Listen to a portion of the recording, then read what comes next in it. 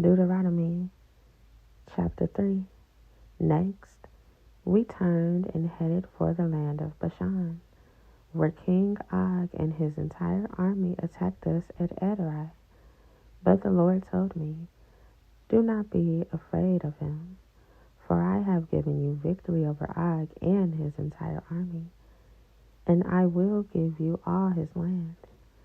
Treat him just as you treated King Sihon of the Amorites, who ruled in Heshbon." So the Lord our God handed King Og and all his people over to us, and we killed them all. Not a single person survived. We conquered all 60 of his towns, the entire Argob region in his kingdom of Bashan. Not a single town escaped our conquest. These towns were all fortified with high walls and barred gates. We also took many unwalled villages at the same time. We completely destroyed the kingdom of Bashan, just as we had destroyed King Sihon of Heshbon. We destroyed all the people in every town we conquered, men, women, and children alike. But we kept all the livestock for ourselves and took plunder from all the towns. So we took the land of the 2 Amorite kings east of the Jordan River, all the way from the Arnon Gorge to Mount Hermon. Mount Hermon is called Sirion by the Sidonians, and the Amorites call it Senir. We had now conquered all the cities on the plateau, and all Gilead and Bashan, as far as the towns of Selecah and Edrei, which were parts of Og's kingdom in Bashan. King Og of Bashan was the last survivor of the giant Raphites. His bed was made of iron and was more than 13 feet long and 6 feet wide. It can still be seen in the Ammonite city of Rabbah. When we took possession of this land, I gave to the tribes of Reuben and Gad the territory beyond Orior along the Arnon Gorge, plus half of the hill country of Gilead with its towns. Then I gave the rest of Gilead and all of Bashan, Og's former kingdom, to the half-tribe of Manasseh. This entire Argob region of Bashan used to be known as the land of the Rephites.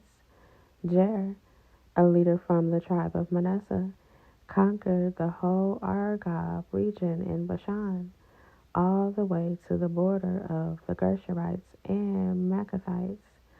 Jair renamed this region after himself, calling it the towns of Jair, as it is still known today. I gave Gilead to the clan of Machir, but I also gave part of Gilead to the tribes of Reuben and Gad.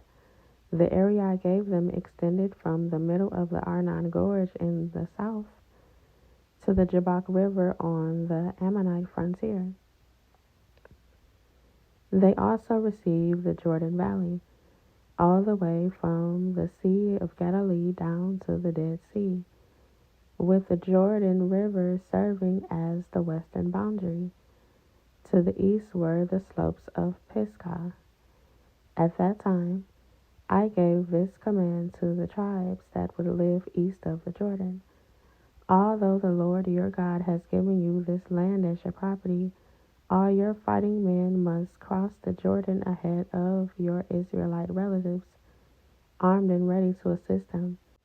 Your wives, children, and numerous livestock, however, may stay behind in the towns I have given you. When the Lord has given security to the rest of the Israelites, as he has to you, and when they occupy the land the Lord your God is giving them across the Jordan River, then you may all return here to the land I have given you. At that time I gave Joshua this charge. You have seen for yourself everything the Lord your God has done to these 2 kings. He will do the same to all the kingdoms on the west side of the Jordan. Do not be afraid of the nations there, for the Lord your God will fight for you. At that time I pleaded with the Lord and said, O sovereign Lord, you have only begun to show your greatness and the strength of your hand to me, your servant. Is there any God in heaven or on earth who can perform such great and mighty deeds as you do? Please, let me cross the Jordan to see the wonderful land on the other side, the beautiful hill country and the Lebanon mountains. But the Lord was angry with me because of you, and he would not listen to me. That's enough, he declared.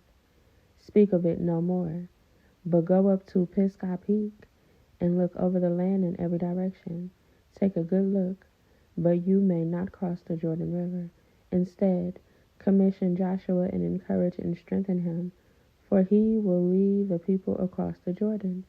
He will give them all the land you now see before you as their possession. So we stayed in the valley near Beth Peor.